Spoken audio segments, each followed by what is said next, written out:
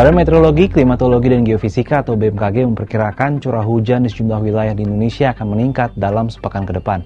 Ini berarti pemerintah pusat dan daerah hingga masyarakat umum harus bersiap dengan sejumlah langkah antisipatif secara proporsional agar aktivitas harian tetap dapat berlangsung aman dan lancar. Lantas, apa saja imbauan yang disampaikan BMKG terkait hal ini? Deputi Bidang Meteorologi BMKG Guswanto pada Jumat 5 Desember 2025 menjelaskan, potensi hujan lebat diperkirakan terjadi pada 5 hingga 7 Desember 2025 di wilayah Sumatera, meliputi Aceh, Sumatera Utara, Riau, Jambi, Bengkulu, Lampung, Jawa meliputi Banten, Jawa Barat, Jawa Tengah, Daerah Istimewa Yogyakarta, Jawa Timur. Lalu ada juga di Kalimantan Barat, Maluku Utara, Maluku, Papua Pegunungan, dan Papua Selatan. Sementara pada 8 hingga 11 Desember 2025, hujan lebat berpotensi terjadi di Sumatera Utara, Riau, Jambi, Kepulauan Bangka Belitung, Bengkulu, Lampung, Jawa Barat, Jawa Timur, Nusa Tenggara Barat, Kalimantan Barat, dan Papua Pegunungan. Peluang angin kencang juga muncul di beberapa wilayah di Maluku Utara dan Sulawesi Utara.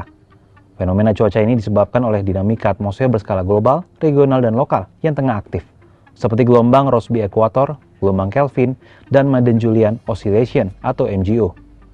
Khusus untuk warga yang masih mengungsi, BMKG mengimbau untuk tetap mengikuti arahan dari pemerintah.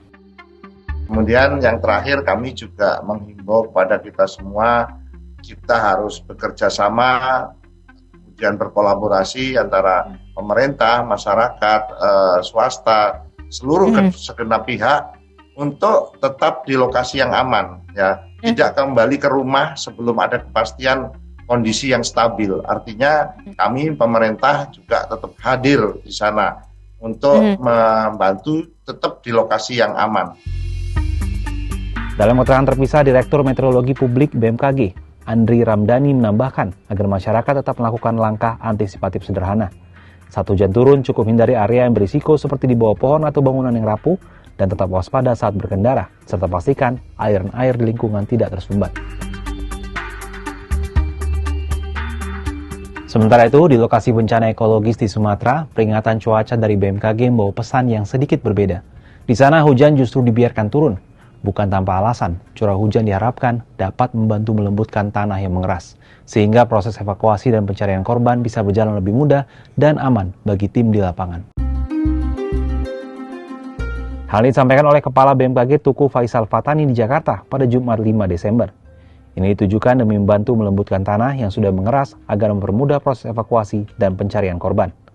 Karena itu, BMKG akan menyesuaikan operasi modifikasi cuaca di Bandara Kuala Namu Medan, Posko Stasiun Meteorologi Sultan Iskandar Muda Aceh, dan Posko Bandara Internasional Minangkabau, Padang Pariaman. Adapun OMC di 3 provinsi itu sudah dilakukan sejak 27 November 2025. Data BNPB memperlihatkan hingga Kamis 4 Desember pukul 16.00 waktu Indonesia Barat, jumlah korban meninggal bertambah menjadi 836 jiwa, 518 orang masih hilang, dan 2.700 orang terluka. Korban meninggal paling banyak di Aceh yakni 325 jiwa, sementara Sumut 311 jiwa, dan Sumbar 200 jiwa. BNPB juga melaporkan total rumah rusak akibat bencana di 3 provinsi ini sebanyak 10.500 unit, 536 fasilitas umum rusak, 25 fasilitas kesehatan rusak, 326 fasilitas pendidikan rusak, 185 rumah ibadah rusak, dan 295 jembatan rusak. Operasi pencarian dan pertolongan masih terus dilakukan. Peringatan cuaca ekstrim ini tak hanya untuk Sumatera, tapi meluas hingga Jawa dan Papua sepekan ke depan. Berkaca dari dampak masif di Sumatera, publik diminta bersiap menghadapi potensi hujan lebat ini. Gimana sahabat Kompas? Apa yang sudah disiapkan untuk menghadapi cuaca ekstrim?